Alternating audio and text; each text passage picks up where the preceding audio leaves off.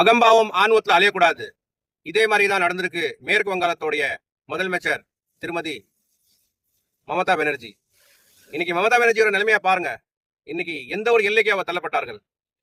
அவர்கள் செய்த சில சில தவறுகள் இன்னைக்கு எவ்வளவு பெரிய பிரச்சனையா உருவாகுனது. இன்னைக்கு அவர்களுடைய குரல் இந்தியா முழுவதும் கேட்டுச்சு. அவருடைய பேர் இருந்தது இரும்பு பெண்மணி. இன்னைக்கு இரும்பு பெண்மணி நிலைமையை பாருங்க.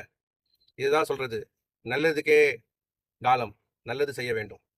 ஏன்னா அவருடைய கட்சியிலேயே இன்னைக்கு அவர்கள் 70-80 சீட் ஜெயிச்சிருக்கலாம். ஆனா 70-80 சீட் ஜெயிச்ச சீட்லயே அவர்களுடைய ஒரு எம்எல்ஏ என்ன சொல்றாருன்னா, நான் தான் உண்மையான திரிணாமுல் காங்கிரஸ், மமதா பானர்ஜி உண்மையான திரிணாமுல் காங்கிரஸ் கிடையாது.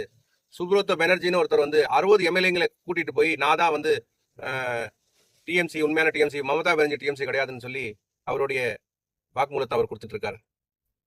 இது நடந்தது கீழ் சபையில, சட்டமன்றத்துல, பாராளுமன்றத்துல கூட ஒரு பெரிய விளையாட்டு நடந்துருச்சு. மமதா பானர்ஜியோட சிந்தனையில் நாங்கள் கட்சியை நடத்த மாட்டோம்னு சொல்லி அவர்களுடைய ஒரு எம்பி 20 பேர் கொண்ட குரூப் எடுத்துட்டு போய் நாங்கள் பாஜகவுக்கு ஆதரவு கொடுக்க மாட்டோம், பாஜக கூட சேர மாட்டோம், ஆனா எங்களுக்கு டிஎம்சி கூட நாங்கள் சேர மாட்டோம், எங்களுக்கு ஒதுக்கி இடம் கொடுங்க, இது சொல்லி அவங்க டிஎம்சில இருந்து எம்பி கூட போறாங்க.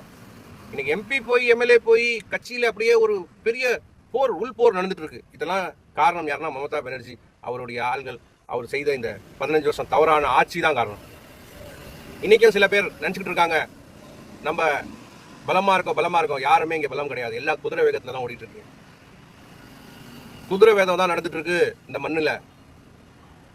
இன்னைக்கு என்ன தகவல் தெரியுதுங்களா? நீங்க கேட்டா ஆடி போயிருவீங்க. இன்னைக்கு மமதா பானர்ஜி தன் கட்சியை கழிச்சிட்டு காங்கிரஸ் கூட சேர போறாங்களாம். வைஸ் பிரசிடென்ட் காங்கிரஸ் கொடுக்க போகுது. இந்த அயோக்கிய காங்கிரஸ் திரும்ப மமதா பானர்ஜி காங்கிரஸ் சேர்த்து இங்க காங்கிரஸ் பெரிய அவங்களுக்குள்ள சேர்க்கிறாங்க. அவங்க வைஸ் பிரசிடென்ட், துணை பதவி கொடுக்குறாங்க. இன்னைக்கு ஒரு 5 மாசம் இன்னும் எப்படி இருந்தது? எவ்வளவு குரல், வீர பெண்மணி, அது இதுன்னு சொன்னாங்களே. இன்னைக்கு எங்க போச்சு கட்சியே காணாம போயிடுச்சு. அதுக்கு மேல தன் கட்சியே விட்டுட்டு இன்னைக்கு காங்கிரஸ் கூட சேர போகுது. சும்மாவே காங்கிரஸ் மேல எல்லாம் எதிர்ப்பு, அதே மாதிரி இந்த அம்மா மேல எதிர்ப்பு. இந்த அம்மா செஞ்ச கொஞ்சம் வேலைகள் கிடையாது. மக்களுக்கு கொடுக்குற சலுகைகளை இந்த அம்மாவோட கட்சிக்காரங்க இந்த அம்மா செஞ்சு சாப்பிட்டாங்க. எல்லாம் பிடிச்சிட்டு இருக்காங்க. அங்கங்க மக்களுக்கு சேர வேண்டிய நிதிகள் எல்லாம் சாப்பிட்டம்மா. இன்னைக்கு காங்கிரஸ்குள்ள போது என்ன செய்ய போகுது? என்ன செஞ்சிடும்? என்ன பெரிய புரட்சி கொண்டு வர போகுது? உங்களுக்கு ஒரே வேலை தான் இருக்கு, மோடி எதிர்க்கணும். மோடி எதிர்க்கிற வேலை தான் உங்களுக்கு. இன்னைக்கு நீங்க மோடி எதிர்க்க அவர் அதிக நாள் பிரதமர் சீட்ல உட்கார்ற அதிக நாள் கொண்ட மக்கள் ஆயிட்டாருமா. விளக்கார போனதுக்கு அப்புறம் அதிக நாள் உட்கார்ந்து இருக்கிற பிரதமர் ஆகிவிட்டார். நீங்க தான் அவங்களுக்கு பலம் கொடுத்தது. நீங்க சிறுக அவர் பலம் ஆயிட்டே போனார். இன்னைக்கு பிரதமர் மோடி இவ்வளவு பெரிய இடத்துல இருக்கார். காரணமே உங்க மாதிரி கட்சிங்க தான். நீங்க செய்த மக்களுக்கு செய்த துரோகம் அவர் கொண்டு வந்த சாதனை. பார்க்கலாம், இன்னும் வீர பெண்மணி உயிரோட தானே இருக்கு. இன்னும் எவ்வளவு தூரம் போகுது, என்னென்ன பண்ண போகுதுன்னு பார்க்கலாம். ஆனா ஒரு விஷயம் உண்மை, இந்த தேசத்துக்கு யார் உண்மையா இருக்கிறார்களோ அவங்க தான் இந்த மண்ணை ஆட்சி பண்ண முடியும், இந்த மண்ணில் மைந்தரா இருக்க முடியும்.